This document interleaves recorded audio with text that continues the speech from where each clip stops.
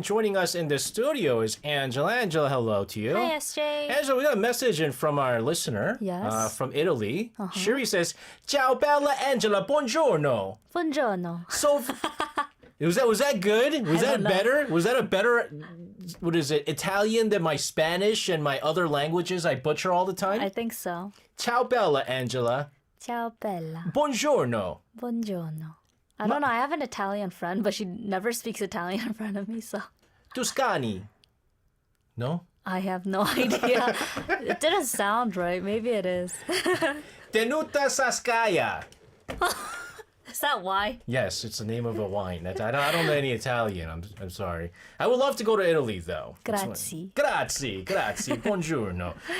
What's our tidbit today? It's baseball. Baseball. Is it baseball? No, it's not.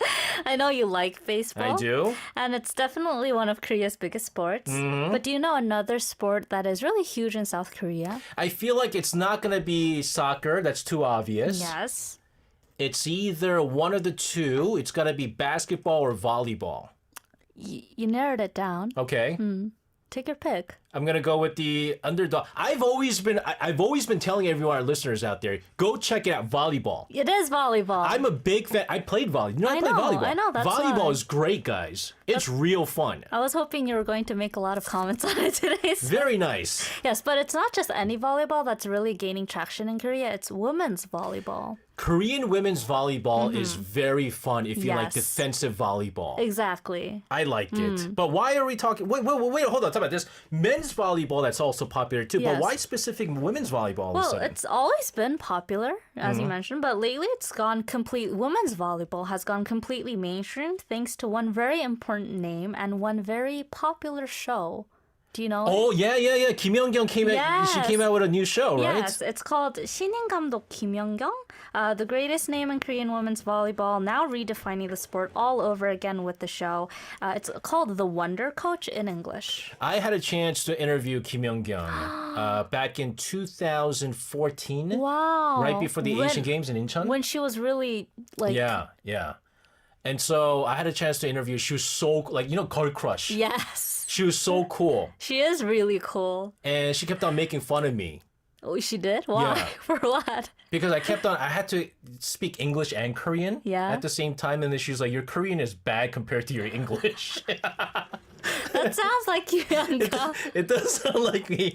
So she kept on laughing during the interview. Oh, wow. I mean, this show has been everywhere. Have you watched it? I've seen a little bit of it. Hmm. I've seen a little bit. I haven't seen the whole thing. But why is it becoming such a big deal, though? Well, it's not just entertainment. It is really fun, but it's really a sports revival project disguised as a variety program. Mm-hmm. So the show aired from September 28th to November 23rd, so just yesterday it ended. And it follows Kim Young-kyung as she returns not as a player, but as a rookie coach. And she creates a brand new team called the Pilsen Wonderdogs, the Wonder Dogs, made up of players who were released from professional teams, players from industrial teams dreaming of making pro, and even retired players trying just one last time. So it's kind of like 불꽃 야구 최강 야구. So 최강 야구 and had yes. some legal issues yes, and 불꽃 야구. so there is 최강 야구 Yes. still and 불꽃 야구 kind of like that. Yes. But volleyball. Yes. And a team just filled with underdogs. Exactly. And you know, everyone likes a good underdog story. Yeah. So the team's goal is actually to become the official 8th pro team in the Oh. V-League. Yeah,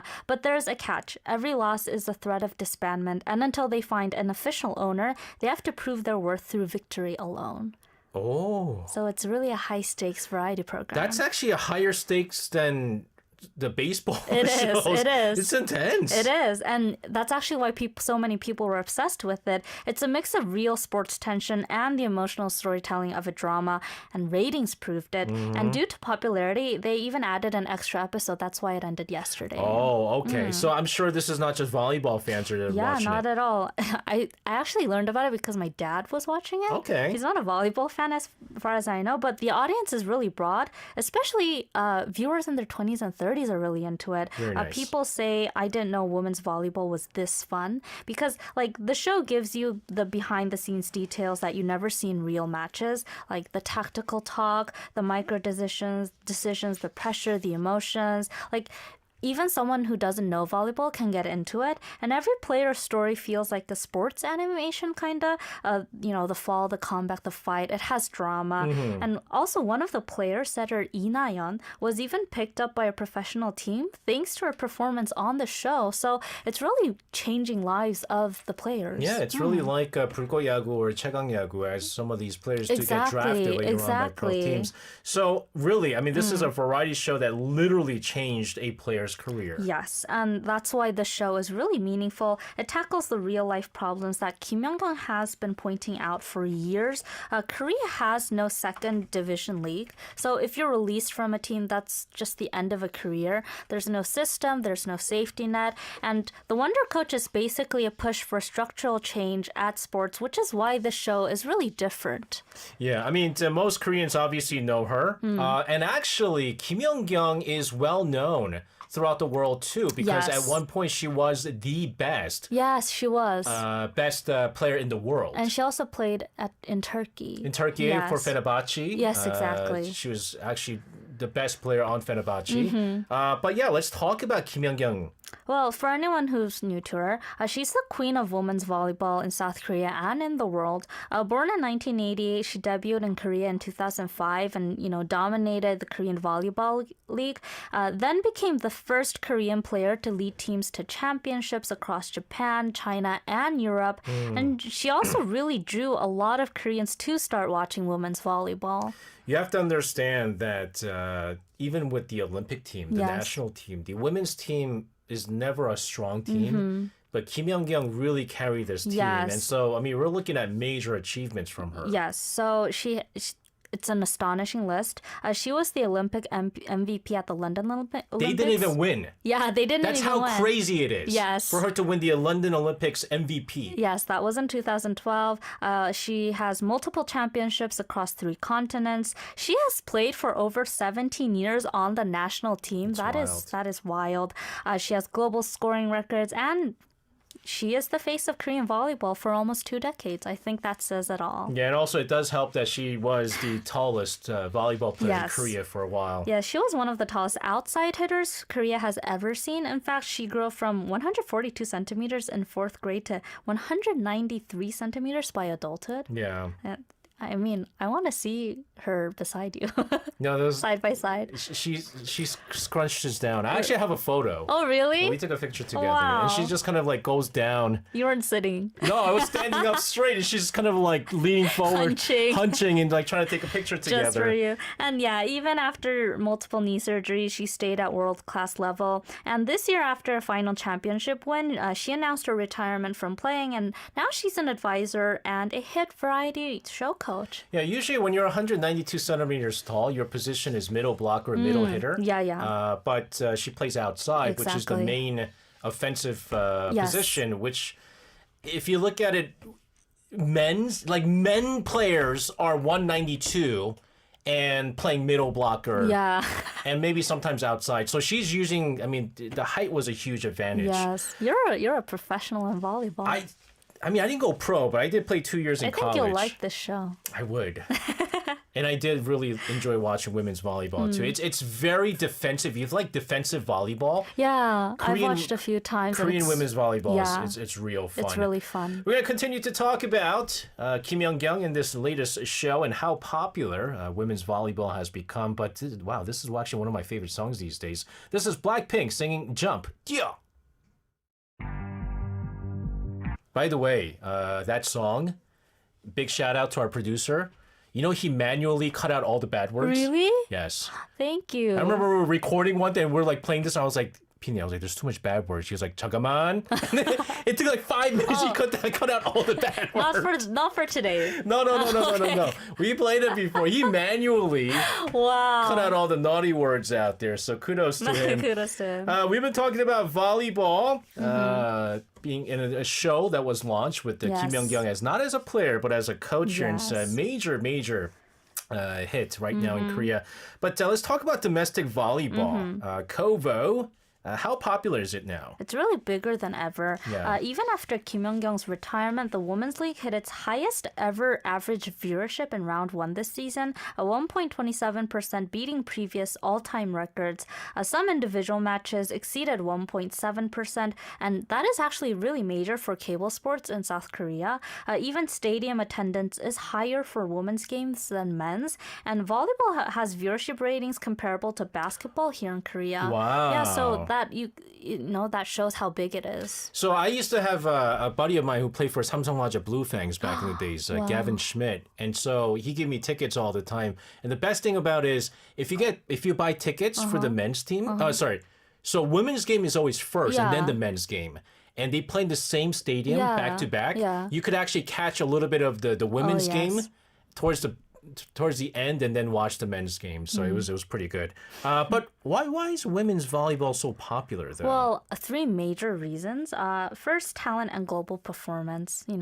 Yes. You need to be good at it. Yes. The women's team made Olympic history, Montreal 1976 bronze, London 2012's legendary run. I think a lot of people remember seeing this, and Tokyo 2020's miracle semifinal. Do you remember seeing this? I do. I stayed up late watching this. Yeah. It's one of those few sports I actually do follow in the Olympics. So you can see it's just a really familiar sport for a lot of Koreans. Yeah. And what's the second? Definitely star presence. Kim Young-kyung alone changed the entire landscape. Oh, yeah. Teams with big stars see fandom patterns similar to K-pop, which leads us to the third reason, fan service culture. It's really big. I don't think you see this in other countries a lot. Women's volleyball players are really famous for being incredibly warm to their fans. They sign, they take photos, they chat, and even during late night flights, they, see there are instances of fans meeting their favorite, players. So it almost resembles idol fandom culture, and fans love that closeness, which is why a lot of, female viewership is high. 20s and 30s female viewership is really high in Korea. It's very true. And you know what's interesting is, remember I used to go to a lot of the men's game. Yeah. And a lot of female fans used to be at the men's games because, they're tall and handsome. Yes. But that slowly shifted towards going to the women's games. And they're doing the same thing with the signs and stuff like that. My friend actually goes to almost all the games. Oh, really? Yeah, she is a huge fan. Who's she like? I know she likes 한국생명. Okay, 한국생명. Yeah. That's they're located in, they're located down in, what is it? Daejeon? No, is it? Somewhere down there. Yeah. It's not too far. It's where she lives. Yeah, it's not too far, so it's pretty good. So again, by the way, All-Star games, the best. Yes. Most entertaining All-Star game is the women's volleyball All-Star game. There's like dance-offs. Yeah, there are. Dance-offs even with the players. Getting tickets is really hard. It's very hard. Yes. It actually is. So the fandom treats volleyball players like K-pop stars, basically. You just said it, yes, more or less. And teams market themselves the same way as well. They sell signed jerseys, photo card packs, membership tiers. There are special events, and these all sell out really instantly. So it's basically sports plus idol industry plus, storytelling. That's a big part of the show. And this new show, The Wonder Coach, sits exactly at that intersection, which is, I think, why it really blew up recently. I don't know if in our cabinet, have you seen a cup with my face on it? Yeah. It's not just me, it's also with Gavin. Yeah. And so I got that cup from a fan of Gavin. I remember you telling me about it. And literally, I got that cup only because I'm a friend of Gavin. It was the weirdest thing. I went to see the game, and some girl comes up to me, and she goes, "Here you go." I was like, "What's this?" She's like, "Because you and Gavin are friends. Here's a cup." And I was like, this is so weird. It's a photograph. I don't know where she got that photograph. It was from my Facebook. She got in. Wow. That's fans. I'm telling you, they dig into everything. They dig into everything. So what makes women's volleyball feel different from other sports? Well, I think the emotional accessibility. I actually interviewed my friend for this reply. Fans talk about friendship energy.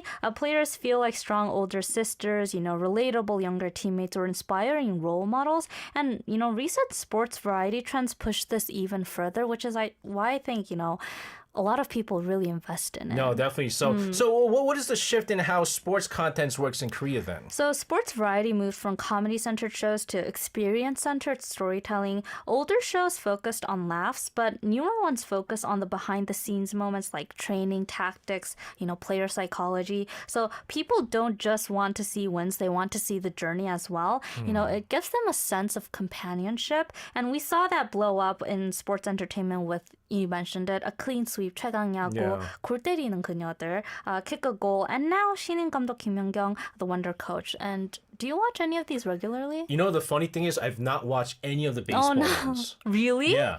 Because it's your job. It's ever since I started scouting, I can't watch baseball for non-work purposes.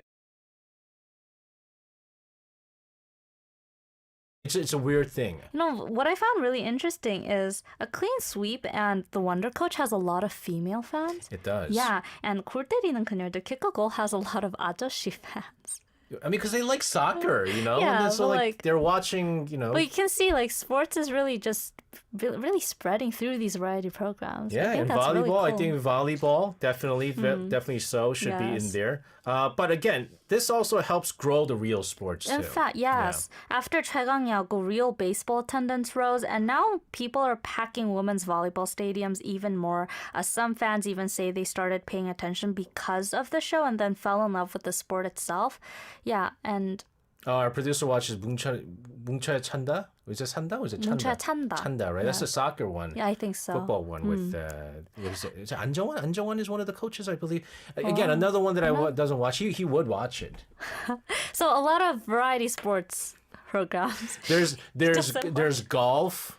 There's golf too. Yeah, there's golf. Not as big, but there's golf too.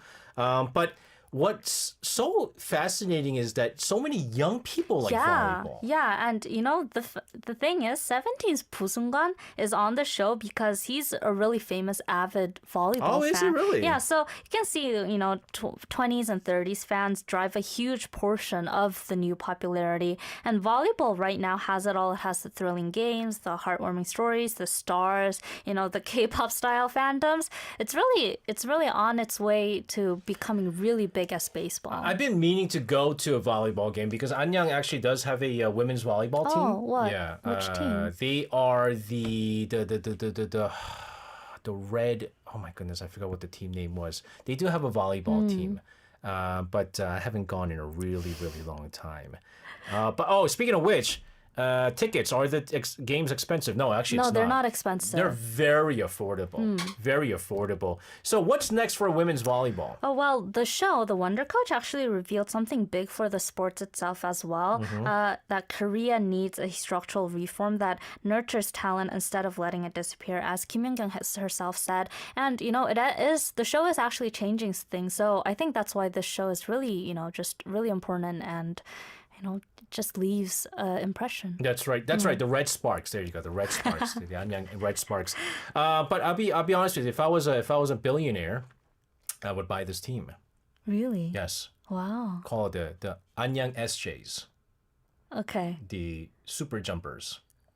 You even thought of a name? I know, I just came up with it right now. I saw the face she made when I called them the SJs, and then I was like, Super Jumpers.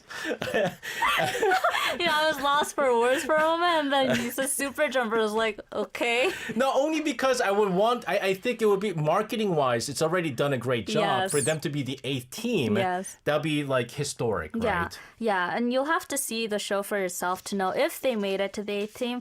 But here's a little spoiler, the show is kind of open-ended. Oh. So we'll wait and see. That's right. Looking for that billionaire to buy the Arirang SJ, the Super Jumpers. Why don't you buy them? Because I'm a million oneer. I have a million You're ones. a million oneer. I'm a million oneer, not $1 million. Doesn't help buying the team. There you go. All right, Angela, fun stuff. Go check it out, ladies and gentlemen, if you haven't done so. And I really encourage you guys to check out volleyball. It's and fun this stuff. last song, it's from The Wonder Coach. Oh, It's okay. an original soundtrack. There you go. Let's take a listen to Angela. Thank you very much for this. Have a fantastic rest of your night. We'll see you again tomorrow. See you tomorrow. And sending her out of the studio, this is Kim Tae-hyun with Champion.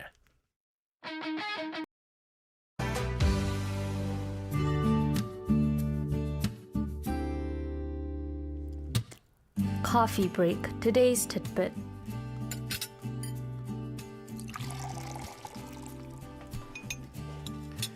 And it's time for our weekdays coffee break. Today's tidbit, and joining us in the studio, Angela. Angela, hello to you. Hi, SJ. Angela, do you like mulled wine? Mulled wine? Is that like vangsho? Is that what mulled wine is? You put like all these things in there, like heat it up. I don't know what it is. Warm wine. Well, I don't like vangsho so much, so. Yeah, I think vangsho is like mulled wine is like vangsho, right? I had that once. I'm not a big fan of cinnamon. Oh. So that's why I don't like vangsho. Okay. But, Okay. I mean, we like wine. Yeah. Angela and I both like wine, but and I also I really like natural wine. Oh yeah, she drinks natural wine. Funky wine. not your cup of tea. No, but then the one that you did give, actually the two you gave me were good because you didn't go OD on it because there's some nasty natural wines out there. No, because SJ told me that he tried an orange wine for his first natural wine, which is not a great place to start. So I almost gave up wine after drinking that. I'm glad I could pull you back in. All right, what are we talking about today? What's our tidbit today? Well, we haven't talked about art or exhibitions in a while. We haven't? Yes, and lately social media has actually been flooded with people posting really unique exhibition pics that really caught my eye. So I thought we'd catch up on, the exhibitions everyone's talking about right now. All right, here we go. Show again how uncultured I am once again. What's happening in Seoul's art world? Well, a lot. And today's tidbit is basically your tour guide for the three exhibitions dominating social media and editorial columns at the moment. The first is the apocalyptic mega installation at Art Sundae Center. The second is the Hangul-focused design and writing exhibition at Culture Station Seoul 284. And finally, we have the D Museum's big lifestyle art show, Chihangkao 2. Okay. Let's start with the apocalypse. Start with the end, yes. Yes. This one has been everywhere on social media. The full title is Adrian Villarrojas. Adrian Villarrojas. Adrian Villarrojas. 적군의 언어, or the language of the enemy. It runs until February 1st next year at Art Sundae Center in Jongno. And really, this is not a typical exhibition. Art Sundae basically let the artist take apart the museum. Like, take it apart literally? Literally. So I have a photograph. So this is the first scene you see when you go in.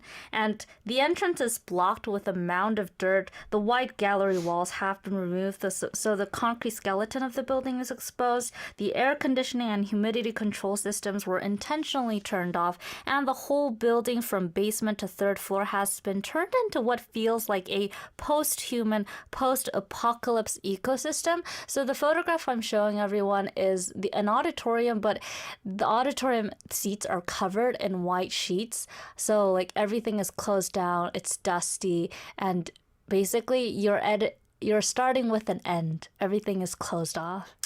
I'm not impressed. And can I see the next photo, please? So basically, you're walking around the building and everything is really apocalyptic. There's dirt everywhere. Everything, like grass is growing inside the buildings. Like you can see the metal infrastructure. It's very raw. It is.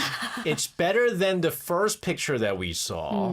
And I'm trying to look at this. Is that a robot? So Villarrojas is known for these massive site-specific worlds. He treats exhibitions like ecological systems. Here, the museum isn't a space that preserves art. It becomes a living organism. All right. So let's talk about some of the works that are actually inside here. So scattered, hybrid, almost fossil-like sculptures are in there. Yes, they look like alien artifacts unearthed from a future archaeological dig.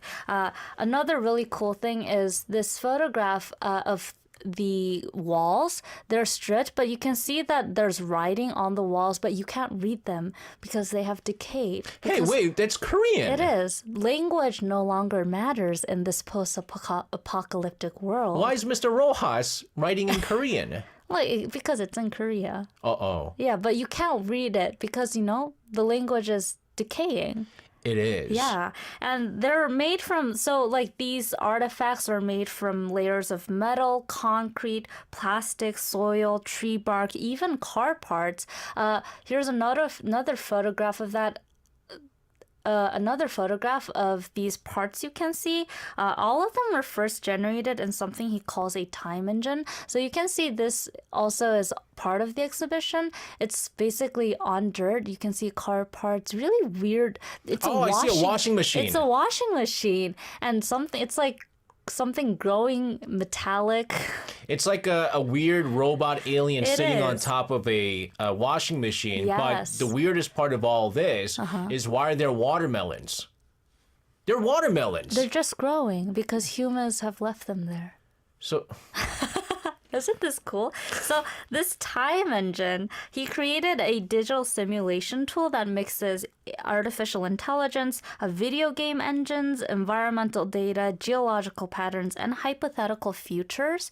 And the sculptures we see are downloaded from this digital world and then physically built in real life. So they're half machine-made, half handmade. You can also see a big robot if you go into the exhibition. And you can see he's on his knees. Here's another photograph. But wouldn't it be really eerie if you go in somewhere and like it's very atmospheric, the walls are stripped and you can see just a big robot just in the middle of the room? It's like WALL-E, but not Pixar. I was thinking of Laputa. Do you know that animation? Oh, no, is that the one that I'm thinking about? I think I know what you're talking about. Yeah. Like 천공의 성 Laputa in Korean. Like you can see robots just disbanded everywhere. Kind of feels like that for me, but yeah. The odd thing is that there's actual plant life growing. Yeah, though. exactly. It feels very real. It feels like a very real apocalyptic world. So what's the idea behind the title Language of the Enemy? So for Villarrojas, enemy doesn't mean warfare.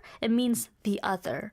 The kind of existence humans can't fully understand. Historically, that meant early human species we interacted with and evolved alongside. And today, he's saying artificial intelligence is the new other, something we coexist with, rely on, but also fear. I think that's very true. I'm always afraid of a post-apocalyptic AI war. Should we fear AI report? No? AI report, if you're listening, I'm a big fan. That's what you get for not putting me on your cover. Yeah, so the exhibition is basically asking what happens if we're entering a future that we didn't design, but something else did. That's always the fear. That's scary. It isn't it? And you can feel it through this exhibition. And visitors also especially like it because they can walk through the museum like explorers inside a collapsing world. The sculptures feel like relics of a future where humans aren't the main characters anymore. And, you know, the environment literally changes because there are plants, as we just saw, moss growing. There are actually insects inside there just crawling around. Ugh. And the temperature drifts naturally. There are actually insects inside there just crawling around. Ugh. And the temperature drifts naturally. Really? Yes, because the air conditioning and heaters are all turned off. I just think that watermelon thing was so wild. Exactly. It's so random. Wow. It would feel so eerie if you saw it in real life. I mean, I'll go for it. I'm hungry. Yeah. It's an apocalypse. No, I would not touch it. Oh, because of like... It might be radiation and stuff. Yeah. That might not even be watermelon that you're eating. Exactly. That's alien eggs. What if you like split it open and an alien pops up? Well, yeah, that's why people keep calling this exhibition the Apocalypse Show. It feels like stepping into an alternate timeline or like the museum got absorbed into a new world. I have to say, it is by far the weirdest exhibition you've ever talked about. Right? I like to try it out. Not my cup of tea. Not my cup of tea. Because that's only because I'm not big on sci-fi and all that stuff, and I don't like to think about that stuff. But it is unique. It is. I would say that. All right, we're back in the studio for coffee break. Today's tip, and we're talking about these exhibitions that's been going viral on social media. I have to say the first one was a little apocalyptic. It was odd, but Steven seems to really like it. Yeah, it's cool. I want to try it out, but it's really hard to get tickets right now. Is it really? Yeah, it's like that. Because you can't. Not everyone can go in at once. Oh, you're right. Yeah. It's a different kind. Yeah. Oh, you're right. You have time slots. That's marketing right there. Make less available tickets. People want it. What's our second big exhibition? Well, this one's totally different. Okay. But it's much less apocalyptic, more conceptual and design focused. Okay. It's called 글자 감각 쓰기와 도구, Sensing Letters, Writing and Tools, hosted by the National Hangul Museum's Hangul Experiment Project. It's being held at Culture Station Seoul 284 because the museum is under renovation right now, but you can check it out until March 22nd next year. Okay, so what's the theme then? Writing. Oh, okay. Literally the act of writing and the tools we use, like pencils, pens, ink, paper, typewriters, and now artificial intelligence. The exhibition looks at how our writing culture changed from analog to digital and what it means to write in the age of artificial intelligence. You know, AI, at least ChatGPT, it does a terrible job of creating Korean, Hangul. Really? Yeah, it messes up all the time. Like in images? In images. Oh, yeah. Yeah, it's... Is it good with English? I've never tried. English is much better. Huh. Korean, it makes like weird, like it doesn't look good. But this is interesting because much of life now is typed. No one writes anymore. When's the last time you wrote something? I mean, I'm always writing something on the script sometimes. Oh, yeah. But like other than that, like actually sitting down and writing, Oh, really? it's been a while. I still write my diary. That's right. You have a diary. That's yeah. right. So that works out. Yeah, but the show, like the exhibition plays with that gap between, typing and writing. There are 23 teams of designers and artists, including, we've mentioned her a few times on Coffee Break, SF writer Kim Cho-yeop, who created a short story imagining an AI consciousness designed to think in Korean. And there's a piece where a robot arm literally writes AI-generated new words. So you can see that in person. So I think that's really cool. What is it, like 6'7" or something? What? What is the word of the words? Like- Can we find out what the words are? Like one of the exhibition? If you're at the exhibition. Oh, okay. It's words you've never seen before, but the AI is making them up like it's real. I don't know. Young people are making words that I don't understand these days either. What's all these 6'7" everybody's yelling about What is these days? 6'7"? I don't know. Everyone's yelling 6'7". I still don't know what 6'7" I've is. never seen anyone yell that. 6'7". Anyways. But again, this is cyber poetic, Yes. basically. And the exhibition also has a documentary about people who collect or craft writing tools. Pencils, notebooks, fountain pens. Oh, yeah, I used to yeah. collect fountain pens. Oh, in that's an fact. expensive Ink. collection. Like, not... I didn't have a lot of fountain pens, but I did collect a lot of ink. That's interesting. Yeah, because ink is so pretty. Yeah, and this documentary explores why handwriting still holds emotional value. And then there's also a table designed to mimic old inkstone textures, reminding viewers that writing once meant grinding ink and controlling brush pressure as well. So it was like a whole ritual. So it's like a meditation on how tools shape our thinking. Exactly. And the curator of this exhibition said the exhibition asks us to reconsider what it means to write when AI can generate text instantly and our hands barely touch paper anymore. I mean, I used to have really good handwriting. I don't know how good it is anymore. Actually, you know what? No. Really? You don't miss it? I love the feeling of paper. That's why I still read like paper books. You know what? I do. I just, now that I realize it, I do write a lot when I'm See? scouting. Yeah. You have that, you can't. Some things like, typing some stuff doesn't really like make an impression on your mind. You can't remember it as But well. also, what's the reason why all of us write is because there's a lot of scouts around us. And so if you're typing, people can read your reports, and so they go, "Oh, okay." And so when you're like using cursive and stuff like that, and everyone has bad handwriting. You have right? doctor's handwriting. Yeah, like I have to purposely write really poorly so that other people can't read your notes and stuff like that. That's what it is. What's our last exhibition? D Museum's 취향곡 2, Art and Life, Life and Art. This one features different artists together. It features over 600 works from Baek Namjoon, Namjoon to new experimental Korean designers as well. The idea is that art doesn't have to live only in museums. It lives in people's homes, personalities, and even routines. And what's interesting is that each section is built like a fictional person's home, so it feels like you're walking through someone's house. Huh. Huh. Okay. Yes, for instance, a tea sommelier's home, a video director's home, a fashion director's home. So each room has a concept, and visitors walk through the spaces and see how art objects coexist with daily items. Books, mugs, vintage toys, furniture, even surfboards can become art if, someone has a specific taste or absolutely. collection. Oh, I think so. That's the purpose of the exhibition. I absolutely think I agree with that. So it's like stepping into the life of someone with very strong taste and is very cultured. Exactly. Okay. It's immersive, very social media friendly as well, but also meaningful. It argues that taste is a way of living and art shapes how we build our identities. All right. We had a lot of tidbits today. Yeah. The end of the world, the Yes. evolution of writing, and Yes. how taste becomes a house. Yeah, Seoul's art scene can be eclectic, but there's a thread connecting all three exhibitions I mentioned today. They all explore how humans create meaning. Via Rojas asks what meaning survives after humanity.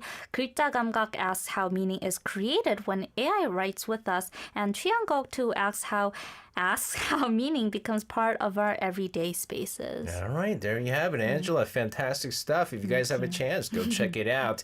All right, Angela, have a fantastic rest of your night. We'll see you again tomorrow. See you tomorrow. And since we talked about 취향 가옥, here's a song from Icon with My Type 취향 저격.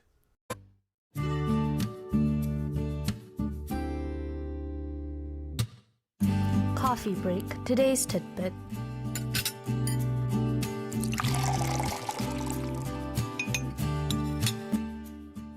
All right, it's time for our weekdays coffee break. Today's tipping and joining us in the studio, Angela. Angela, hello to you. Hi, SJ. Angela, you feeling all right?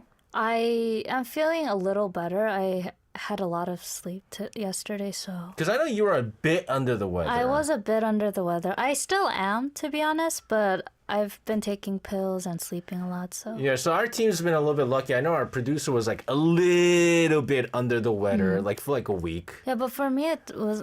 I don't have like a cold or anything. I just have... Like aches and muscle sores. Your body feel heavy. Yeah. My body always feels heavy. So I don't know if it's a flu. I think it's just a cold. Hopefully it's just a cold. Hopefully no one gets sick. No, and so, I mean, the least I can do is cover up and mask up here. I wanted to mask up today. You should have. I don't have a mask today. The one day I didn't bring a mask. Oh, you should have told me. There's one in the cabinet. But anyways, what are we talking about today? Well, do you know what your personal color is, SJ? You know, I don't. And don't? I've had multiple chances to find out about my personal color. You don't want to find out? I just like black. You know what? It's an attitude. I say I like black, and that's all it is. But I know people do personal colors. Well, I heard you talk about it last week. Yeah. So I thought this might actually be fun to dive into, because personal color analysis isn't just a beauty thing anymore. In Korea, it's, practically cultural ritual at this point. Everyone knows at least what tone they are when, especially women, when they're buying clothing or especially makeup. So yeah, it's a fun topic. Yeah, my wife did it not too long ago, and she used that as an excuse to buy clothes again. Because she said, all the clothes that I have is not fitting of me. And I was like, goodness, that's why you got to do what I do. Black. Bunch of black clothes. Black might not be your color. True. That is actually, you know what? Not everyone looks good in black. Yeah. Like for me, I look kind of washed out when I wear certain tones of black. There's certain tones of black? black? Yeah, of course. There are different tones of purple, different tones of... Yes. Yeah. I didn't know there was a different tone of... But anyways... You're wearing two different tones of black right now. It's because they're two different ages. One's older and it has, lost some color. No, not because of that. It's different tones. Oh, really? Yeah. Anyways. So complicated with these colors. Color theory. But before we get into all this, what is personal color? So let's clarify it. It's a styling method where specialists figure out which colors make your face look brighter, healthier, more balanced out. The idea is that some hues enhance your natural undertone, while others can make you look dull or a bit shadowy. Okay, and that's where the spring or summer thing comes in, You've right? heard Like the of summer it. tone, Yes. autumn tone, spring tone. What's your wife's tone? She came out as autumn? So something a warm tone, autumn? a warm tone. It was something autumn or something like that. I think. Yes. So traditionally, these colors are grouped into the 4 seasons, spring, summer, autumn, and winter based on their temperature and intensity. So spring and autumn are the warm tones. These people look best in colors with yellow or golden base, like coral, peach, olive, mustard, warm browns. And then we have the cool tones, which are summer and winter tones. These have bluish undertones, so they suit rosy pinks, navy, blues, gray. And each season has different brightness levels, like clear, deep, soft, or light, which is why people end up with micro labels. Like maybe your wife was mentioning, she might be a deep autumn, you might be a spring bright, or a summer mute, like that.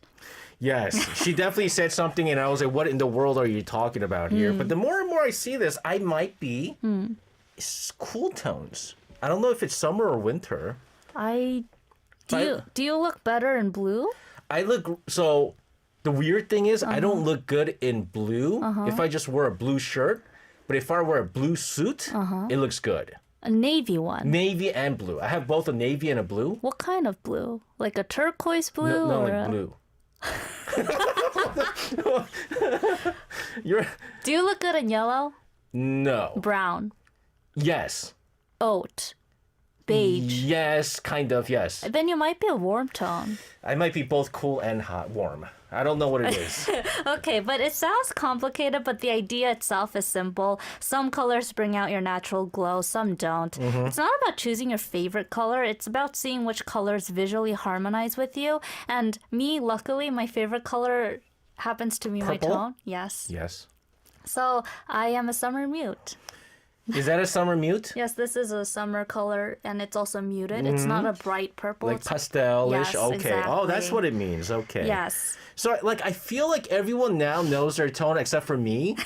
Like they know their MBTIs. Yeah, exactly. And now it's not actually just Koreans. Foreign tourists are lining up to get their personal color analyzed as well, especially in areas like Hongdae, Gangnam. And there are even government-run beauty centers called Beauty Play. Yes. You remember? Yes.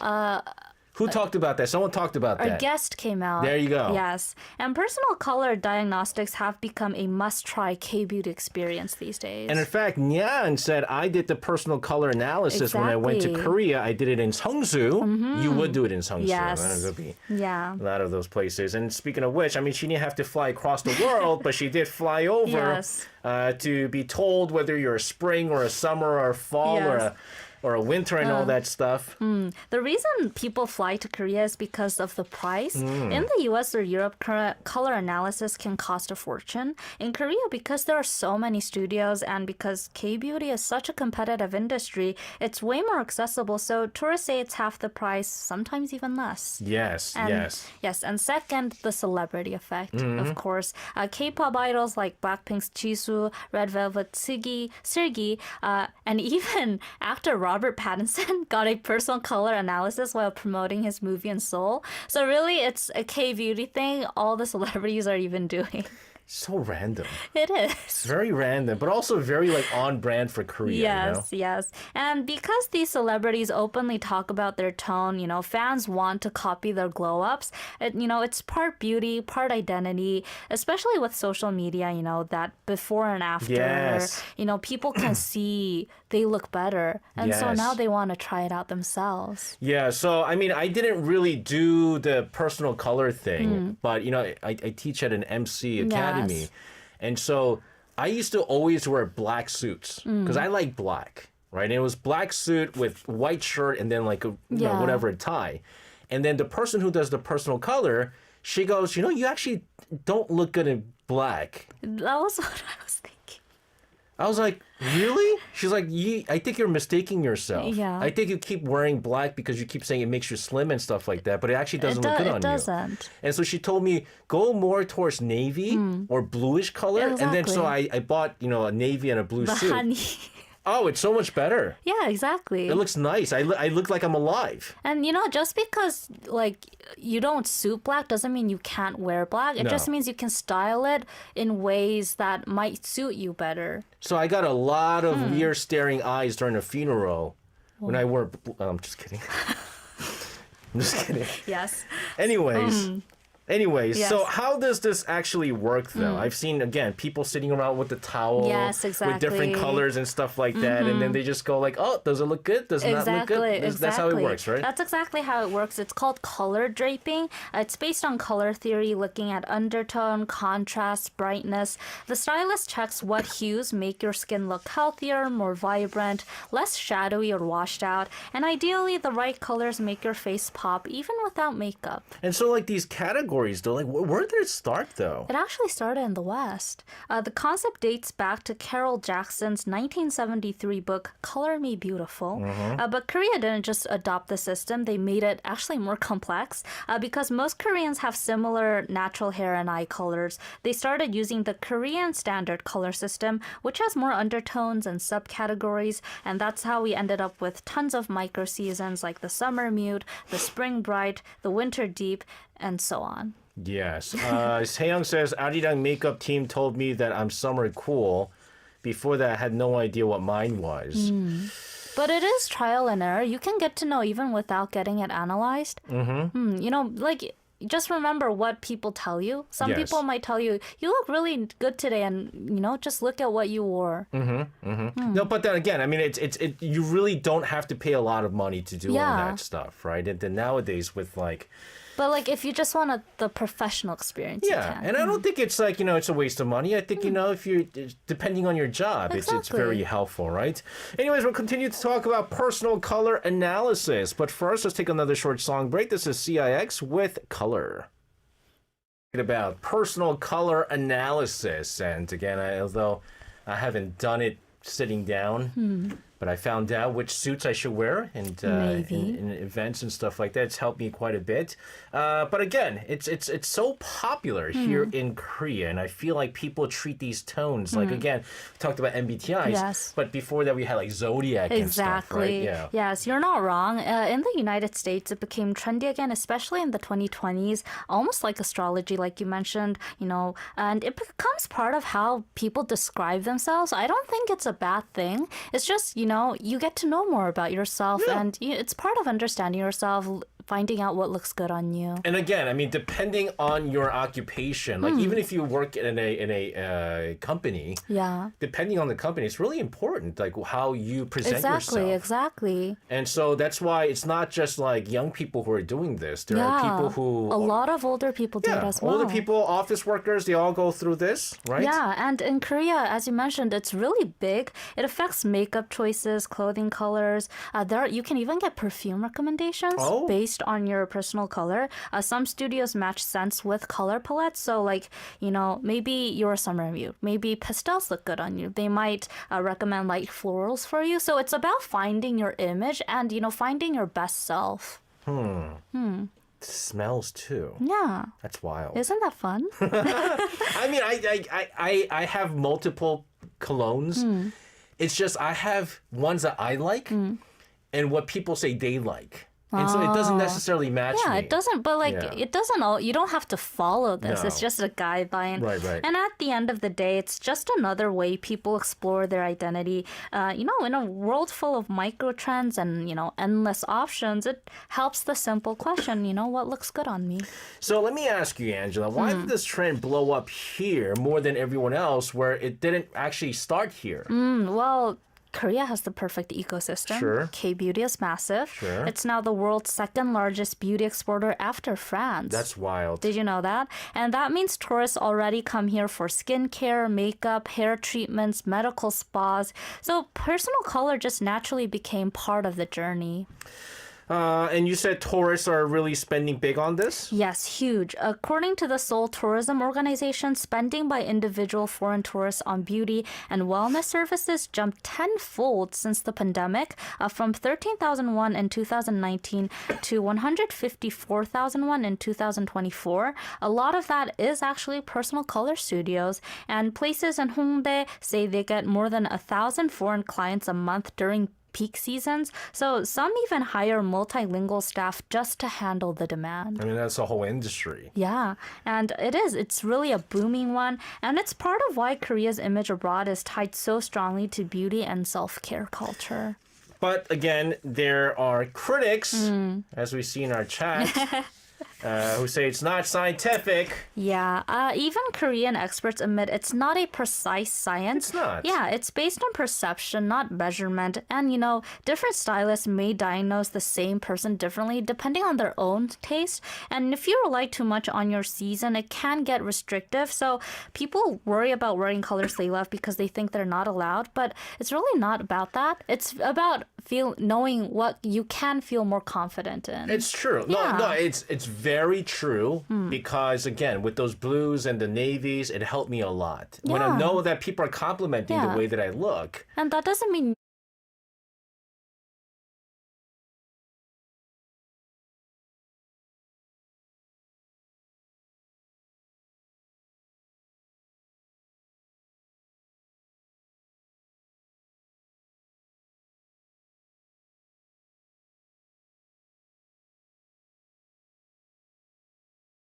And honestly, the best way to figure out what suits you, you don't have to get an expensive personal analysis if you don't want to. You can just try things in real life, and, colors look completely different in person. So try different colors, ask the people around you if this looks good on you and, see what you feel confident in. And it seems like we do also have a number of our listeners who are quite interested in this. So if they want to explore this, how do they do so? They can also try a simple at-home version. Compare warm and cool colors near your face in natural light, like gold and silver, coral and rose. See what looks better on you. Or if you have the opportunity to come to Korea, visit a studio in Hongdae, Gangnam, Myeongdong, or Seongsu, like your listener did. Many offer English consultations now, so really, it's really friendly for foreigners. That's right. Angela, fantastic stuff here. Thank you very much for your tidbit today. Have a fantastic rest of your night. We'll see you again tomorrow. See you tomorrow. Sending her out of the studio, let's take a listen to a song from CN Blue with Personal Color.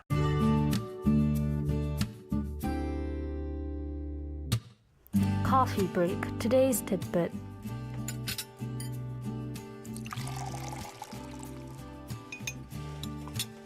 All right, it's time for our weekdays coffee break. Today's tidbit, and joining us in the studio is Angela. Angela, hello to you. Hi, SJ. Angela, you're not sick? I'm not sick. You're protecting yourself? I am protecting. I really can't get a cold right now. Yes. I mean, no one can get sick, but a lot of people are getting sick right now. Yeah. And so, I have my mask on, but it works even better if the other person has exactly a little things that we remember from the COVID days, right? Yeah. Hopefully you get well soon. I will get better. I tell you what, the medical system is brilliant. It is. I didn't know. So, the Tamiflu, there's the oral Tamiflu? Yes, and you can also get an IV. Yeah. And it's expensive, but I have insurance. So it worked it's like a 30-minute IV. Yeah, about 40 minutes. And then after 15 minutes, I was like, oh. You feel instantly better. Yeah. I was like, whoa, what's going on here? Yeah, I've tried it before. It really works. Guys, don't get sick. But yeah, the best thing is not to get sick. Oh, goodness. All right, let's go into our tidbit today. What's our tidbit? Well, today's tidbit basically picked itself. Sure. 누리호. Yes. Yes. After all the countdowns, weather checks, speculation, Korea's fourth Nuri launch was scheduled for early this morning. Mm-hmm. Did you stay? You did stay up watching?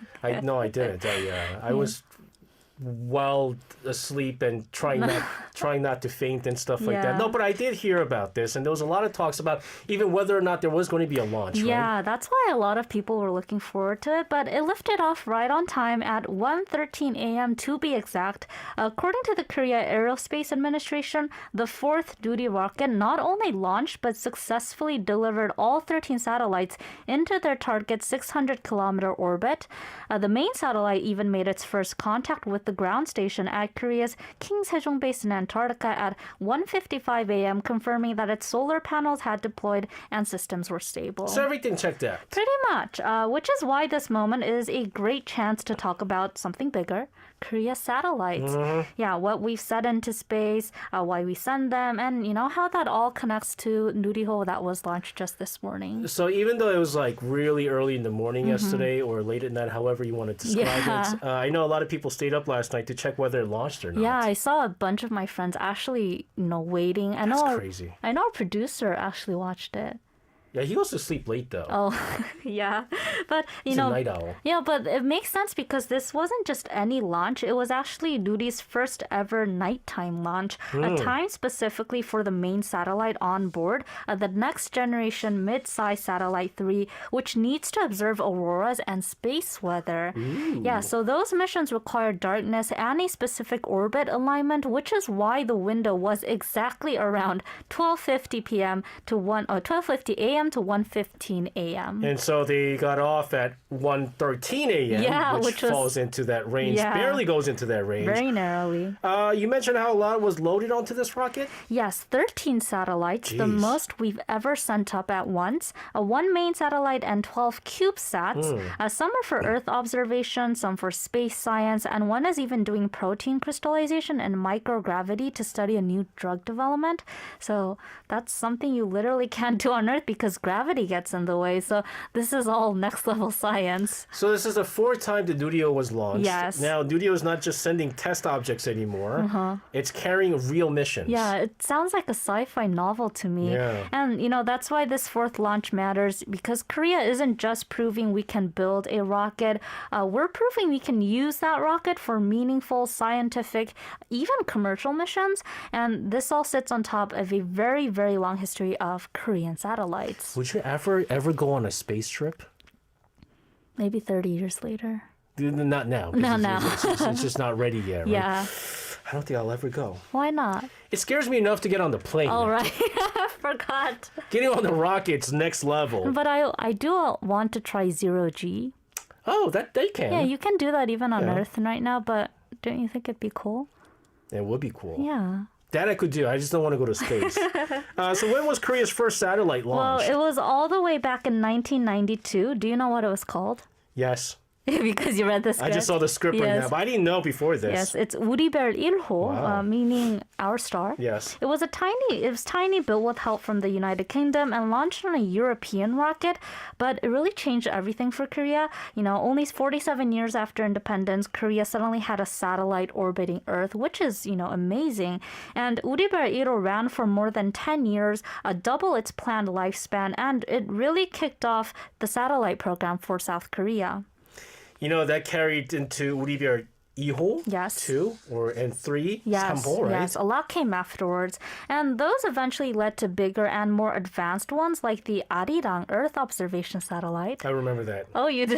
Yes. And the Tunlian Weather I and remember Ocean that too. Monitoring Satellites. How do you remember? It's just weird. It was such a big milestone in Korea's space history. It was. That it was just all over the news, and I Really? remember these names, and Yeah. even the next. No, that's actually I don't remember. It's the communication satellite. Okay. And for me, this one was really big. Tanuri. Yes. Yeah. We all remember Tanuri. Yes, Tanuri, Korea's first lunar orbiter, which is still orbiting the moon today. It's, really, it's my most memorable one. I think it's because I was working for Korea Now then. Yes, and we were in the office watching the launch. Yeah, we were covering it all together. Yeah. So, So we all remember the launch. But what exactly has Tanuri been doing up there since? I mean, it's now almost 3 years now. Yeah, exactly. Quite a lot. Tanuri, also known internationally as Tanuri or NASA's KPLO, became Korea's first lunar orbiter when it successfully entered lunar orbit in December 2022. And that made Korea the world's 7th country to carry out a successful lunar mission. Very nice. Yeah, okay. that's very And cool. what has it been doing? Like, is it still out in space now? It is. Its mission has been packed.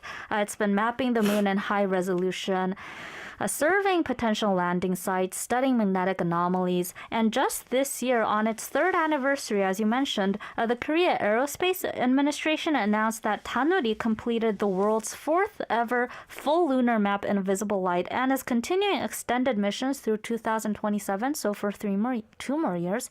Its data is already being used to plan Korea's first lunar lander, aiming for the 2030s. And now we've gone on a full circle with today's topic with the Duty Hole 4. Exactly. Exactly. Tanuri shows what we can do once we get into space, and Nuriho is how we can get there on our own. But Angela, back then the big limitation was always kind of the same. Like we didn't have our own rocket. Yes, exactly. For decades, we relied on Russia, on Europe, or the United States to launch our satellites, and that's why Nuriho right now is such a big milestone. It's Korea's first fully domestic rocket, designed, manufactured, and tested with Korean technology. Do you remember Naroho? I do remember that too. Yes, Naroho was Korea's first launch vehicle, but its first stage engine was Russian. So Nuriho is fully Korean, and reaching this point took more than 10 years, 1.9 trillion won, and collaboration with over 300 companies.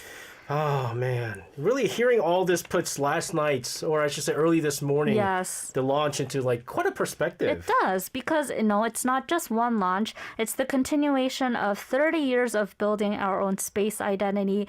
And, the fact that we can now send up 13 satellites at once into outer space, some even built by universities and companies, not even by, NASA or whatever, shows how far the ecosystem has come for South Korea. It definitely has. And before we do get deeper into what satellites actually do, we're going to play a song here that has a lot to do with space.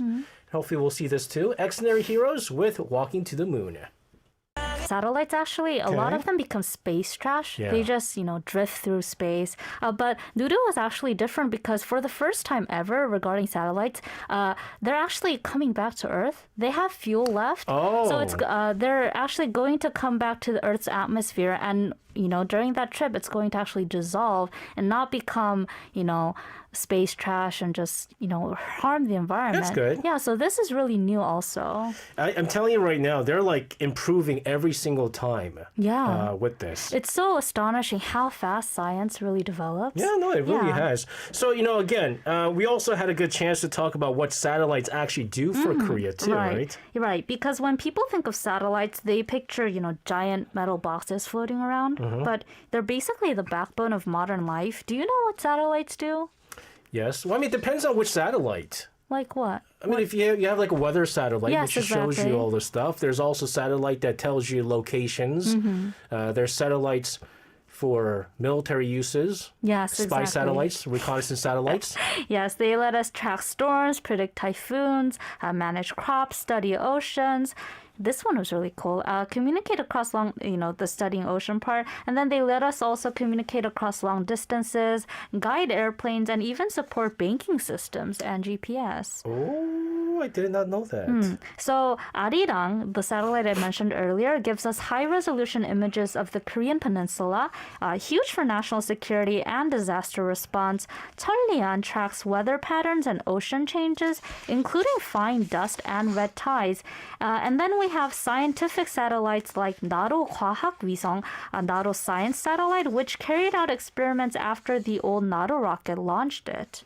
Okay, interesting stuff here. And those cube satellites, the CubeSats that you mentioned earlier. So these are a growing trend. They're actually quite new. CubeSats are small, efficient, and affordable, which makes space accessible to universities and startups. And that's why Nuri's fourth launch was so meaningful. It wasn't just one big satellite. It was a whole basket of missions from different groups riding together. And obviously, Korea's long-term plans don't just end here, right? Far from it. Since launching the Korea Aerospace Administration, our own version of NASA, the roadmap has really exploded.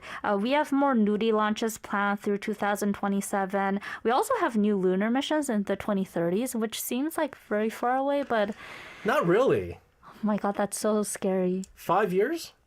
Right. 5 years from now, less than 5 years, it's going to be Can you imagine? 2030. 2030. Yeah, and a Mars orbiter is in development. Yes. Isn't that cool? And then there's also a solar observatory to monitor space weather being developed as well. So really a lot is happening for Korea's space science. So the one that's I guess the big one is the Mars, right? And this is the project that they're doing with a bunch of other countries. Yes, exactly. And I know that we already have a Mars rover there, and it's taking pictures. I don't know if you've ever seen pictures of those. I have. It's fascinating. I actually, NASA about a decade ago asked people to, write their names and when they sent up a satellite to Mars, and I sent my name up to Mars.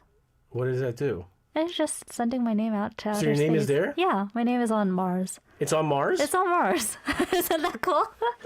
Really? They had something Yeah, like they this? had something like that. It was a really long time ago. I still have the screenshot on my phone. Oh my gosh. Yeah. Yeah, so again, I mean, like, you're seeing pretty interesting photographs now. Yeah. But imagine what kind of resolution, what kind of other stuff you can check out.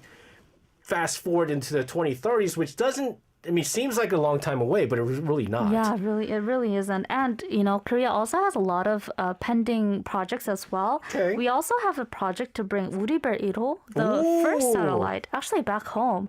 Yeah, it's partly symbolic, bringing home the satellite that really started everything. But it's also a technical test bed. If Korea can retrieve an old satellite safely, it positions the country for future space debris removal missions. I mentioned how space trash is becoming a problem right now, right? Which is going to be a major international industry, which is, really big for the future. I don't know if anyone's seen pictures of, first of all, foremost, how many satellites are orbiting the Earth. How many? There's so many. I mean, I did see a photograph, but... It's just dots everywhere because Yeah. every country has sent over Exactly, satellites. exactly. Obviously, the U.S. has a bunch of satellites. European countries have a bunch of satellites and things like that. And it's just everywhere. But even outside of that, if you look at the space debris in the... Because a lot of them are old satellites. And they're not... They don't have any function anymore. Yeah, no function. So you have both working and non-functioning Yes, ones. exactly. And so it's just... It's all accumulated, and it's just like it's unbelievable how much Yeah. trash there is. It would be great if we could, just bring them back to Earth or And reuse it, but does it cost more? to reuse them. Wait, isn't there a movie about trash, space trash? And then like, Called no, there was a movie. Wall-E? No.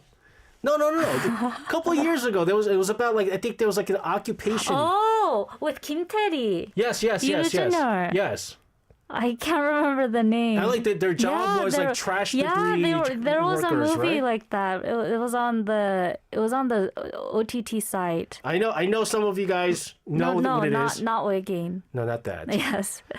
Because I remember my buddy came out in that movie as an extra. Oh, really? He comes out as the token white guy all That's the time. cool.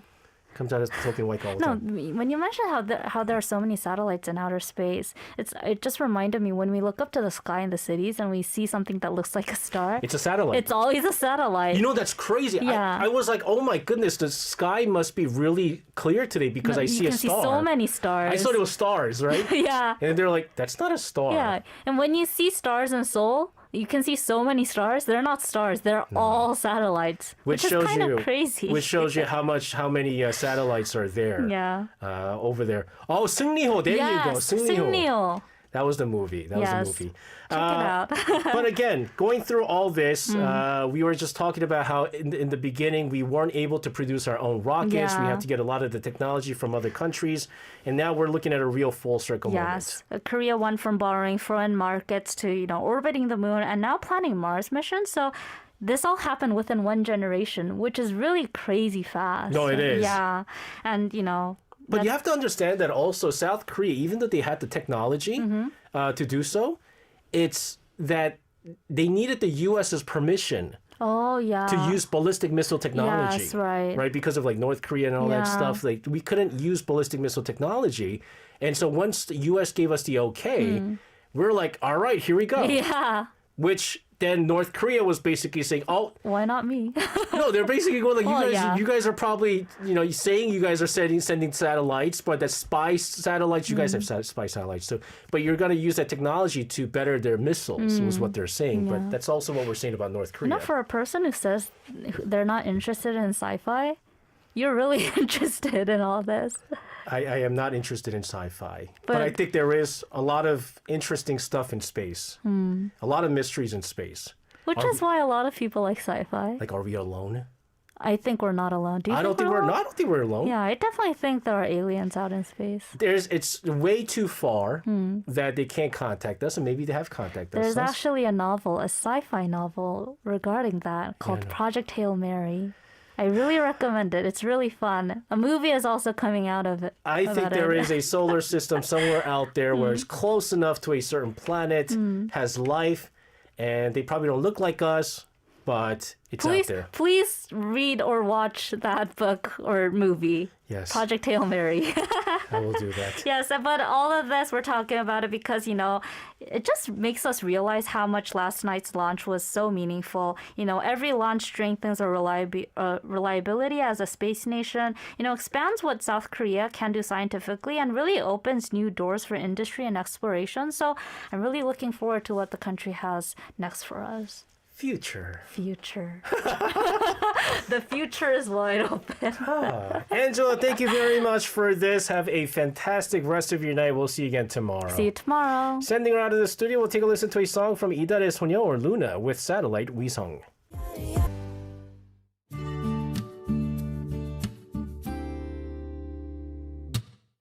Coffee break. Today's tidbit.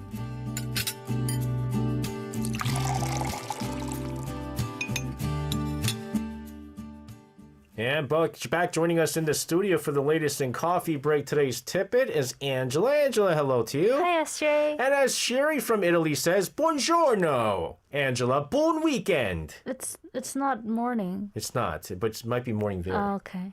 Bon noit. Bon nuit. Nuit is that's French. Nuit is French. Bon night. I don't know. I don't know. Something along the lines. You know what I don't like about this mask? What? Oh, you got a nice big mask. That's a nice mask. That's a high-end mask. It's just what I had at home. Very nice. So with this mask, I have this mask on almost all day now. You have lunch and you burp and it all gets trapped in there and it's disgusting.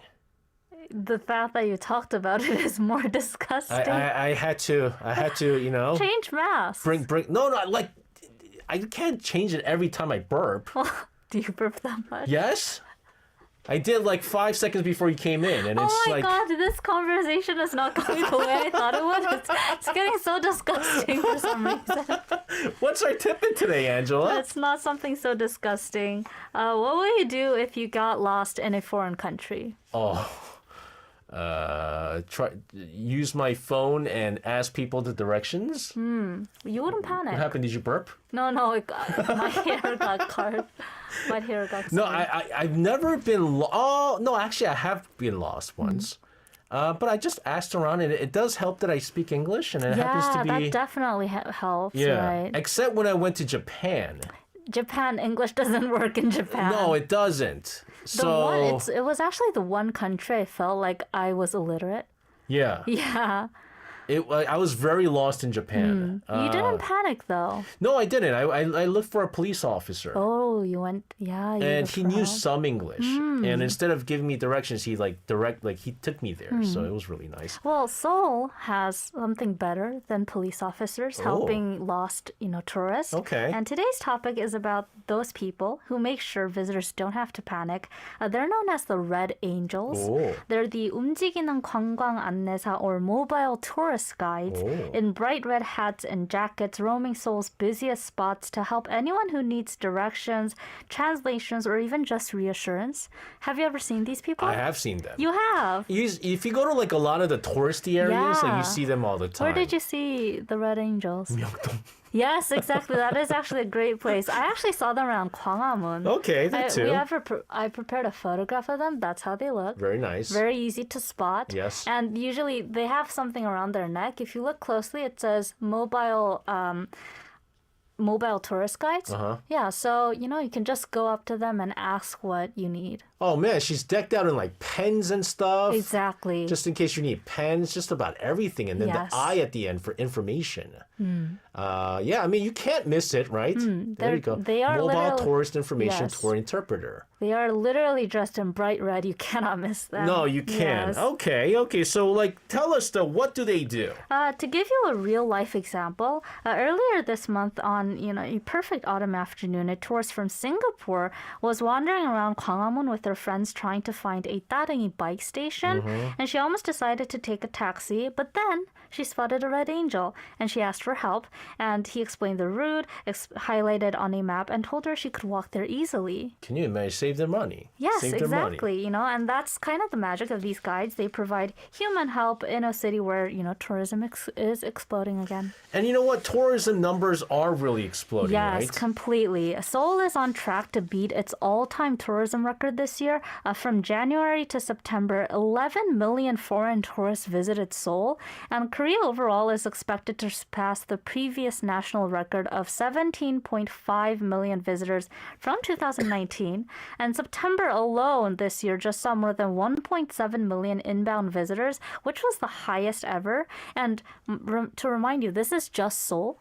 So naturally, the Red Angels are busier than ever. That's crazy. That's big numbers here. Yes. I know we talked about a couple of places where you could see the Red Angels. Tell us where you can usually find them. They're stationed across 8 major tourist zones. So if you're visiting these areas, you can look for them. Gwanghamun, Namdaemun Market, Myeongdong, all very touristy spots. Seoul Station and City Hall, Gwangjang Market, Hongdae, Bukchon, and Seocheon. And, they're literally walking guideposts, so people call them moving information centers, easy to spot. I actually, not to come to think of it, I have seen them often in Hongdae as well. I was going to say, Seoul Station is actually pretty smart because you might be going, well, who goes to Seoul Station? Actually, a lot of people will take the KTX Yes, exactly. to travel to other parts.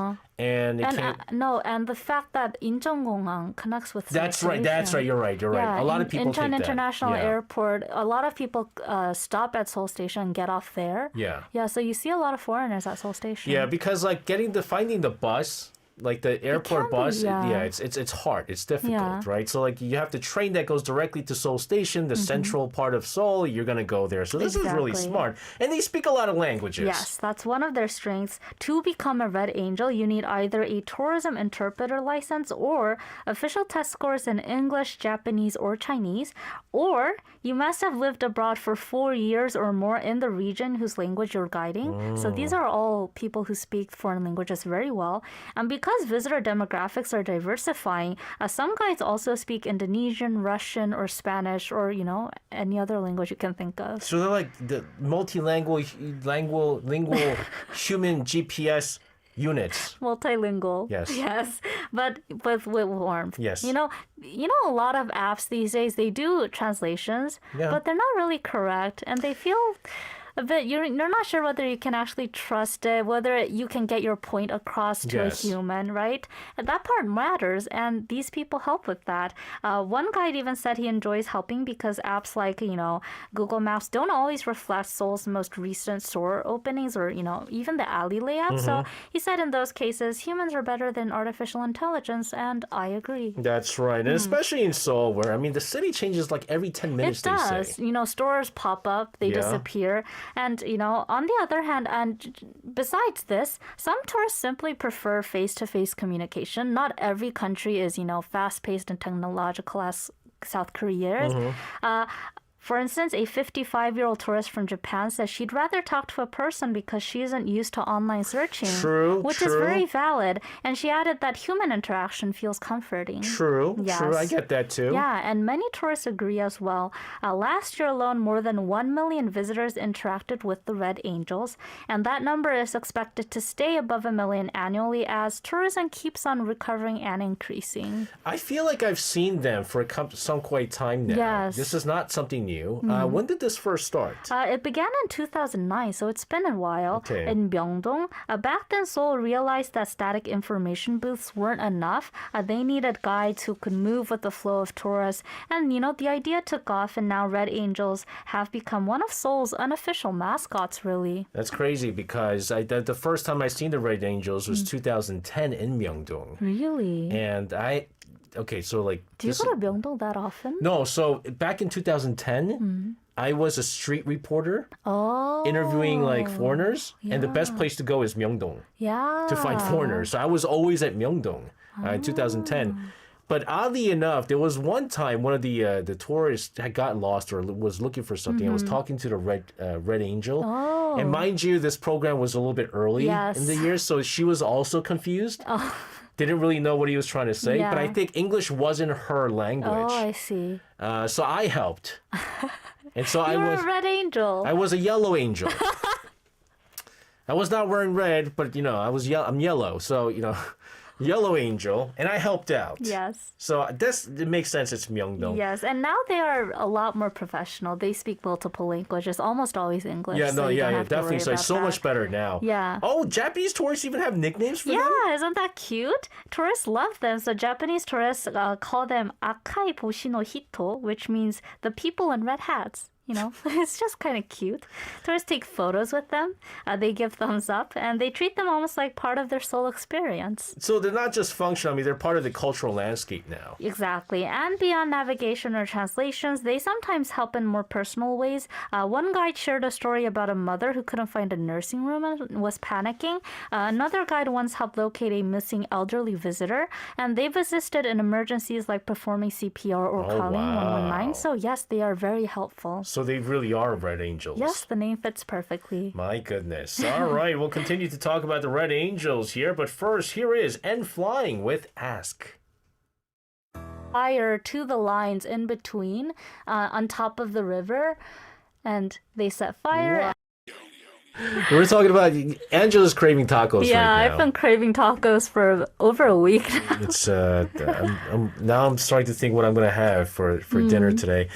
Before the break, we were talking about Seoul's Red Angels. Do you think they would help people find taco houses? I'd be like, where can I get some real good Mexican authentic tacos? Tacos in Korea, where do I go? Where do I go? And they'll probably let you know, right? But how does this all fit into the bigger picture of Seoul's tourism boom?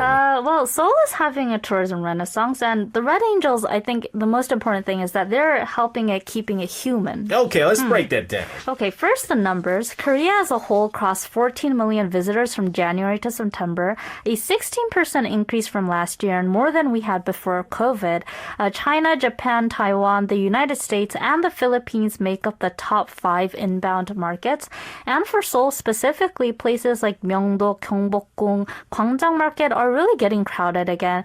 And then there's something else fueling the interest as well. Can you guess? Yes. What?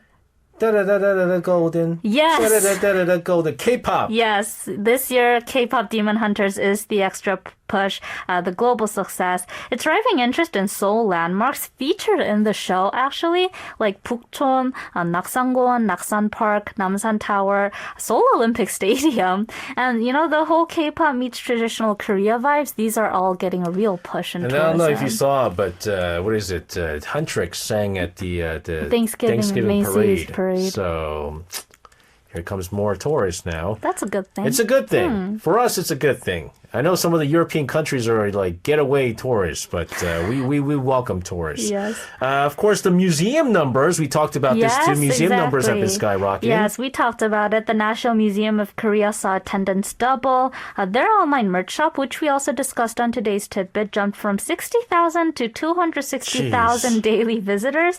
Fans want the tiger and magpie merch from the series. Derpy. Yes, Derpy. And that's the thing now. Tourists don't just want to see Seoul.